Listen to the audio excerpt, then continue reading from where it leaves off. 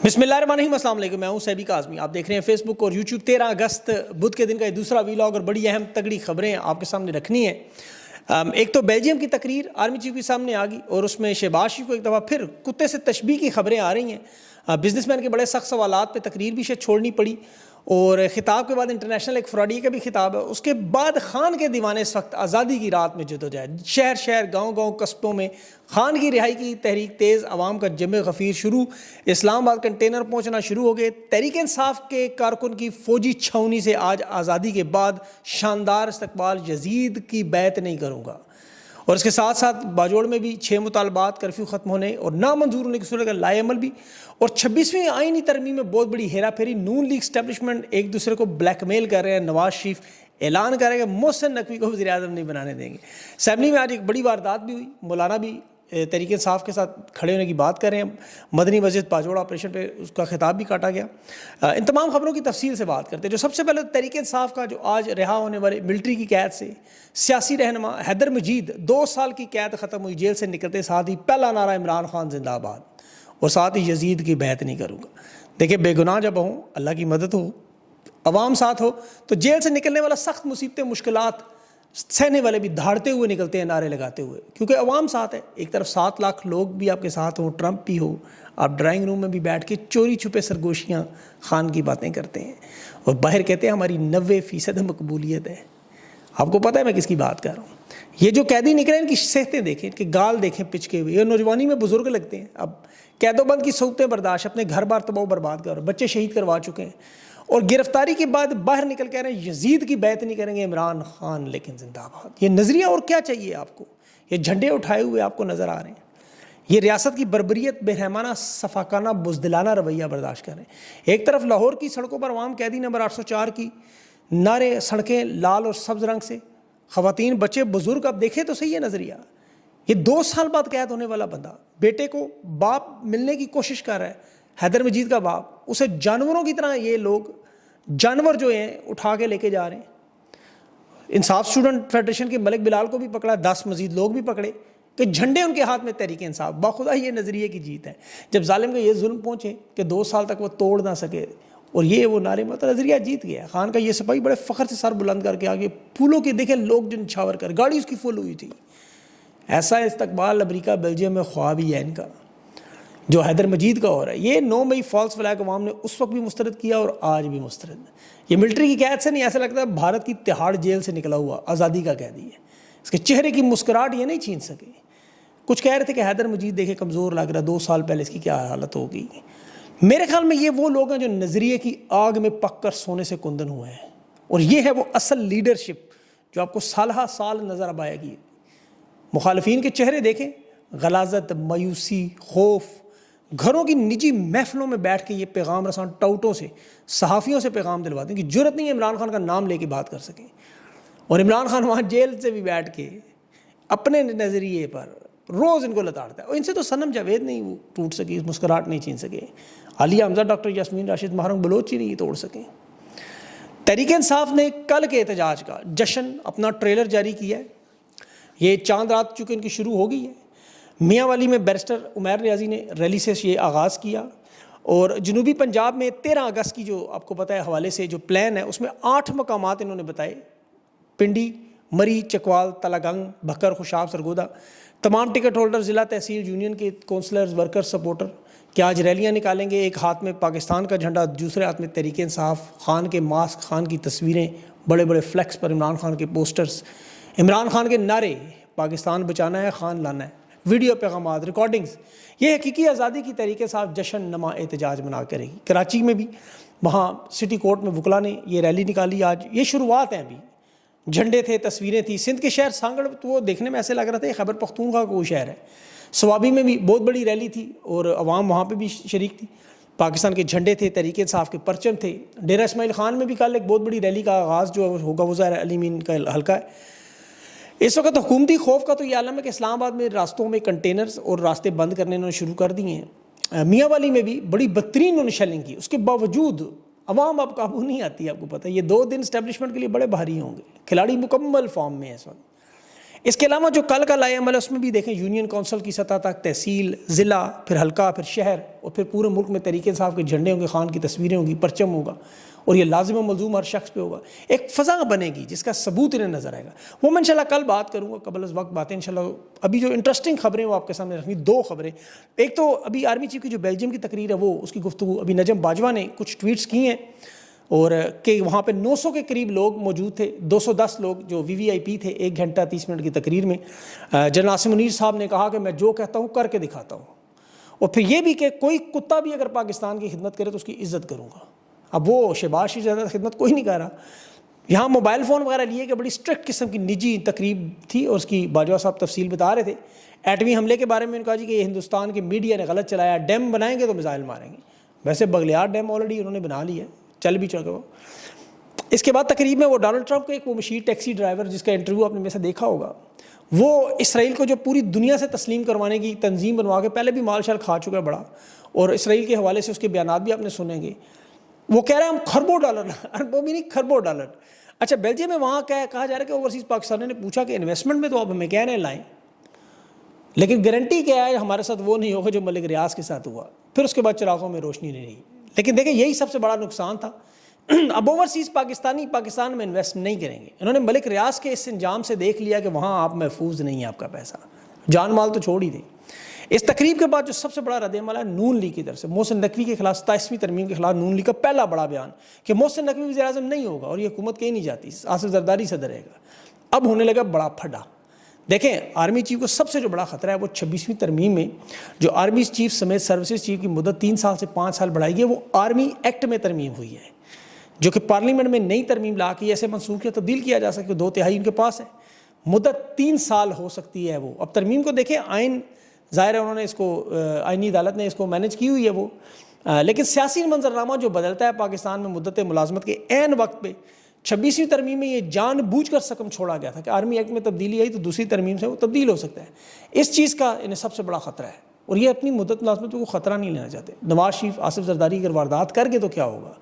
دیکھیں حکومتیں جس طرح بدلتی ہیں، اب یا تو زرداری اور نواز شریف کو مائنس کریں، ان حالات میں تو کرنا مشکل ہے. فی الحال تو سیاسی لحاظ سے کٹھے ہیں، لیکن زرداری اور نواز شریف اپنی تباہی بربادی دیکھ چکے ہیں. دوسرا ملک کی وہ معیشت دیکھ رہے ہیں جو اینٹ سے اینٹ بچ گئی ہے.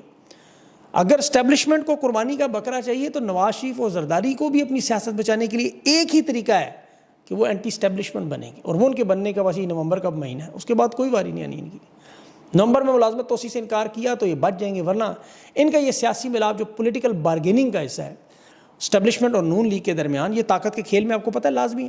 ایک طرف آرمی چیف کی توسیع ہے جو اس ترمیم کا حصہ نہیں ہے، وہ الگ سروس ایکٹ کی ترمیم ہے، یاد رکھیں، جسے آئینی بینچ نے اس کو خارج بھی کر دیا تھا بعد میں. اس آئینی بینچ میں تو آپ کو پتہ ہے 26ویں ترمیم کے بعد جو جسٹس امین الدین، جس کی اپنی عمر 65 سال ریٹائرمنٹ کی تھی، آرمی چیف کے 2 دن بعد یہ ریٹائر ہو، 30 نومبر کو، 3 دن بعد 68 سال اس نے اپنی بڑھائی، اور آئینی بینچ میں آنے والے اس کیس کو پھر خارج بھی کیا. لیکن یہ ظاہر ہے معاملہ ابھی پارلیمنٹ کے ہاتھ میں.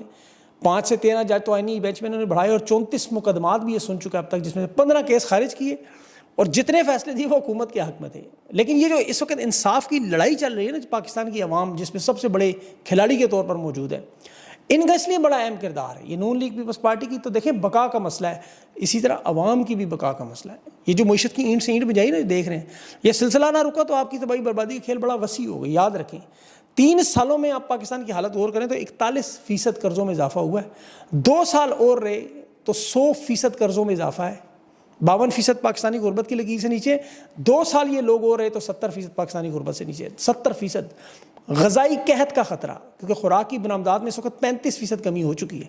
2 سال مزید رہے تو پھر گندم، چاول، چینی پاکستان میں نایاب ہو جائے گی. SIFC زیرو سرمایہ کاری ہے تو پاکستان سے نکلنے والوں کی تعداد میں 2 سال میں 12 لاکھ لوگوں کے اضافے کا خطرہ ہے. مہنگائی اس وقت 78 سال کا ریکارڈ توڑ چکی ہے کیونکہ عوام کی قوت خرید ختم ہے. اب بجلی، گیس اور پیٹرول کا میں نے سارا حساب کیا کہ اگر 2 سال یہ رہے تو کیا حالات ہو گئے. پاکستان کی کرنسی دنیا کی بدترین کرنسی، صنعتی پیداواری لاگت کے اضافے سے ایکسپورٹ مکمل ختم ہو سکتی ہے، یا بالکل سمٹ کے اتنی کم کہ بے روزگاری میں مزید اضافہ. یہ بجلی آپ کی جو اس وقت آپ دے رہے ہیں اس سے 70% یا 100% بھی مہنگی ہو سکتی ہے. جو پیٹرول آپ کا آج 80% ہے، آج ہے، وہ تقریباً 160 روپے مزید بڑھ سکتا ہے. ڈالر کی قیمت 350 تک. تو یہ سری لنکا سے بھی بدتر حالات آپ کے ہو رہے ہیں. یہ معیشت کے تمام ماہرین اس پہ متفق ہیں کہ انہی حالات کے مطابق اگر پاکستان چلتا رہا تو پھر تباہی ہے, کیونکہ کوئی کامیابی نہیں ہے. یہ جس ریکارڈ کی بات کر رہے ہیں کہ 2 ارب ڈالرز وہاں سے 2028 میں آئیں گے, حالت اس کی ہے کہ 15% شیئر انہوں نے ریکارڈ کے جو بھیجے سعودی عرب کے آگے $500 ملین کے. بھارت کا کوئی بھی سرمایہ کار خرید سکتا تھا کھڑے کھڑے, بلکہ ملک ریاض خرید لیتے ہیں ان سے. یہ جو معدنیات کا بتا رہے ہیں مبالغہ آمیزی ہے. اگر وہ درست بھی ہو تو اگلے 8 سے 15 سال تک اس میں کوئی آمدنی نہیں ہے. تو اس لیے پاکستانیوں کو سوچنا ہے, یہ جو انصاف کی جنگ خان نے شروع کی ہے, خان کا اور تحریک انصاف کا تو بڑا نقصان ہوا. خان کا تو اقتدار گیا, وہ جیل میں ہی بے گناہ بیٹھا, لیکن وہ برداشت کر گیا. یہ جو اصل نقصان پاکستانیوں کا, جنہیں انصاف تو نہیں ملنا, ان لوگوں کی تو صرف عزت گئی ہے جس کی انہیں پرواہ نہیں ہے. یہ نغمے ترانے گانے والے آج گالیاں کیوں لے رہے ہیں؟ اور یہ جنگ خان نے نہیں شروع کی, یاد رکھیں. خان نے نظریہ دیا اس قوم کو حقیقی آزادی کا. جنگ تو قائد اعظم محمد علی جناح کو قتل کرنے کے بعد شروع ہو چکی تھی. جس طرح فاطمہ جناح کو قتل کیا, شہید کیا گیا, پوسٹ مارٹم کے بعد ان کی پسلیاں ٹوٹی ہوئی تھیں, جسم پہ ان کے تشدد کے نشانات تھے, غسل کرنے والوں کی آج بھی بیان ہے. یہ جنگ اس وقت شروع ہو چکی تھی. اسی لیے انہوں نے سارے معاملے کو دبایا. فاطمہ جناح کی کتاب مائی بردر, میرا بھائی, چھپنے ہی نہیں دی, جو قائد اعظم کے قتل کی پوری سازش تھی. کرنل لائی بخشی کتاب قائد اعظم کے آخری دنوں کی بیماری پر, علاج پر جو فوجی اسٹیبلشمنٹ وہ کرتی رہی, وہ انہوں نے نہیں چھپنے دی. آج بھی قائد اعظم کی تمام تقاریر آئین حلف کی نہیں چھپنے دیتے ہیں وہ. تو ان وارداتوں کو روکنا صرف اللہ کی ذات نے اور آپ نے. عمران خان نے تو یہ کہا تھا میرے ساتھ جو میں برداشت کر لوں گا, آپ کے ساتھ جو برداشت نہیں کر سکیں گے. تو جو آپ کے ساتھ ہونے جا رہا ہے یہ آزادی کی رات ہے نا آپ کی. دیکھیں تحفے آپ کو آج کی بہت بڑی واردات دیکھیں. آج چونکہ 2023 اگست آپ کو یاد ہوگا, عارف علوی نے army act official secret act کی ایک ترمیم, اس پہ دستخط سے انکار کیے تھے. پھر وہ ٹویٹ اپنے سٹاف کے فون سے کی, آپ کو یاد ہوگا سارا, اگر یادداشت کمزور نہیں ہے تو. قومی اسمبلی میں آج انہوں نے روٹین کا ایجنڈا معطل کر کے انسداد دہشت گردی پر ترمیمی بل 2024 منظور کیا. اب یہ کیا ہے کہ JUI کا رکن پوچھ بھی رہا تھا کہ بھئی اتنی کیا افراتفری ہے, بل منظور کروا رہے ہیں. قومی اسمبلی کے رولز معطل کر کے اب تحریک پیش کر رہے ہیں. 125 ووٹوں سے منظور بھی کر لیا. وجہ کل ان کی امریکی قائم مقام سفیر نیٹلی بیکر سے ملاقات ہوئی, باقاعدہ طور پر دہشت گردی کی جنگ میں شامل ہوئے. آپ اس بل کی سیکشن نمبر 11 پڑھیں کہ اگر کوئی ثبوت مل گیا تو ٹھیک ہے, نہ ملا تو 3 مہینے, ثبوت ہوا تو 6 مہینے, کسی کو بھی جب چاہے اٹھا لیں.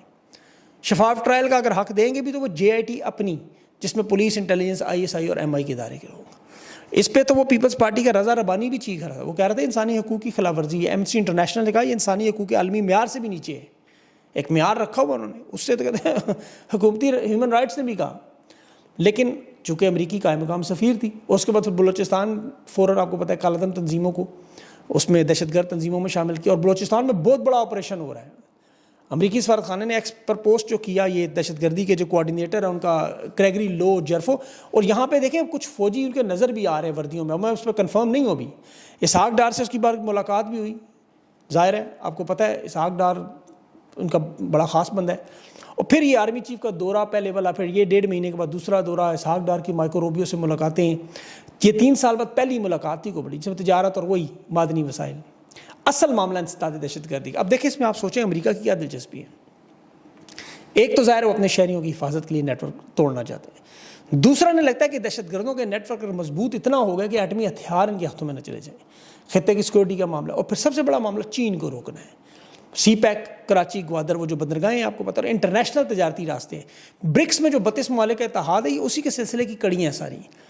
افغانستان میں جو انہیں شکست ہوئی, یہ ابھی بھی اس کا تاثر رکھنا چاہتے ہیں. ٹرمپ نے نکلوایا تھا وہاں سے کہ $1 کھرب لگا ہے اس خطے میں, ہمارا آج بھی اثر و رسوخ موجود ہے.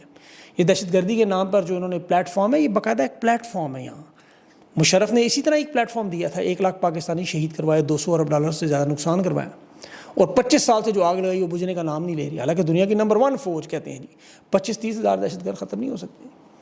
اور انسداد دہشت گردی کو تو یہ تو نام ہی کوئی نہیں مانتا. ڈاکٹر یاسمین راشد پر یہی کیس ڈالا, 10 سال کی سزا اسی عدالت نے, انسداد دہشت گردی, اور اس قانون پر کوئی بھروسہ نہیں کرتا. آج بھی اس کے متاثرین وہ بلوچ خواتین, آج 28 دن ہو گئے نیشنل پریس کے بعد, 28 دن سے بلوچ بچیاں بیٹھی ہوئی ہیں کہ ریاست آئے اور بات کریں. آج بھی باجوڑ میں جرگہ جو ہوا, اس پہ پہلے تو وہ جو شہید ہونے والے بچے تھے کہا کہ ان کے خلاف جو شہادتیں ہوئیں ان کے FIR درج کروائیں. پھر کہا فوج یا تو تحریری لکھ کے دے یا پھر پریس کانفرنس کرے کہ آئندہ سول آبادی کو نقصان نہیں پہنچائیں گے, اور جو ہوگا تو FIR فوج کے خلاف ہوگی.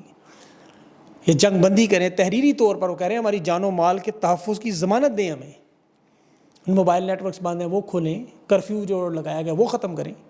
اور اگر یہ مطالبے نہ مانیں تو پھر باجوڑ کی عوام خیمہ اور لگائے گی, اسکاؤٹس کے سامنے, کالونیوں کے سامنے, اور بیٹھ جائیں گے وہاں کالے جھنڈے لے کر.